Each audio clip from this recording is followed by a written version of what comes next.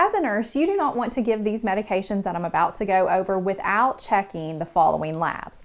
First up is furosemide. This is a loop diuretic. It is notorious for dropping potassium levels, so always check that level. Next up is spironolactone. This is a potassium-sparing diuretic. Just as its name says, it spares potassium. So you want to make sure that that potassium level is not trending upward. Then we have digoxin. This is a cardiac glycoside. With this, you have to monitor its drug level, making sure it's therapeutic. It's not too low, but it's not too high. So you'll be measuring the dig level.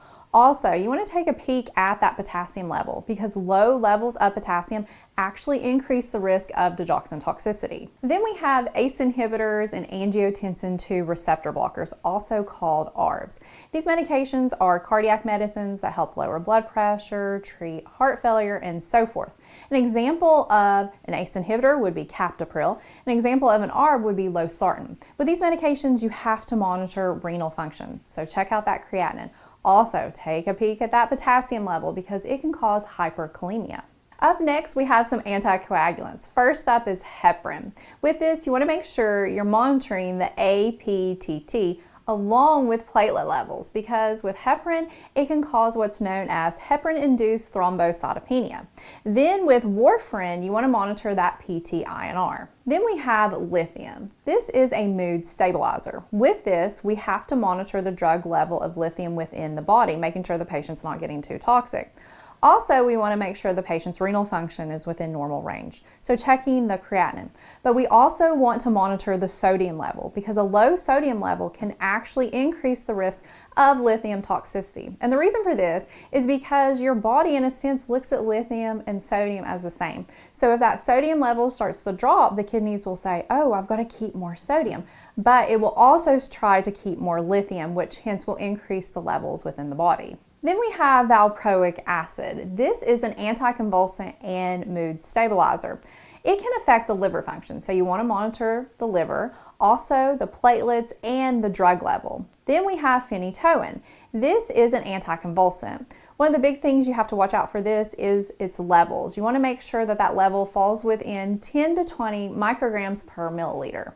Up next are statins. These help lower cholesterol levels. However, they can be hard on the liver and muscles. So you want to monitor for the liver, the ALT and the AST. And for muscles, you want to monitor the creatine kinase levels, the CK levels, because statins could lead to a condition known as rhabdomyolysis. Then we have antibiotics. First up is vancomycin. This is a glycopeptide antibiotic. With this, you want to monitor the trough level. Typically, you're going to check this before the 4th dose. However, it varies per protocols. And you want to monitor that creatinine level, look at the kidney function. Then, second is aminoglycosides. With this, you want to check that peak and trough level along with the renal function through a creatinine. Next is metformin. This is a biguanide anti-diabetic medication. You want to monitor the kidney function with this, so check that creatinine and the estimated GFR, glomerular filtration rate. Also, some protocols may require that you hold this medication before contrast dye procedures.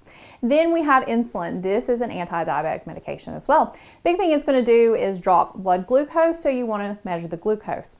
However, as a side note, depending on why you're using the insulin, let's say if you're using it for diabetic ketoacidosis, DKA, patient may require some insulin. Giving them that amount of insulin could cause their potassium level to drop. Because when you do this, it will cause the potassium to rush into the cell, hence dropping those blood levels. So you want to monitor for hypokalemia. Up next is clozapine. This is an atypical antipsychotic. It can increase a patient's risk for infection because it can affect white blood cells. So we want to monitor that count along with taking an even closer look at another type of white blood cell known as the neutrophil. So you'd want to check an ANC, an absolute neutrophil count, because the patient could develop agranulocytosis. And then lastly, levothyroxine. This is a medication that helps treat hypothyroidism, and with this you want to monitor TSH long term. Okay, so that wraps up this quick review. If you'd like to watch more videos like this, check out the link in the description below.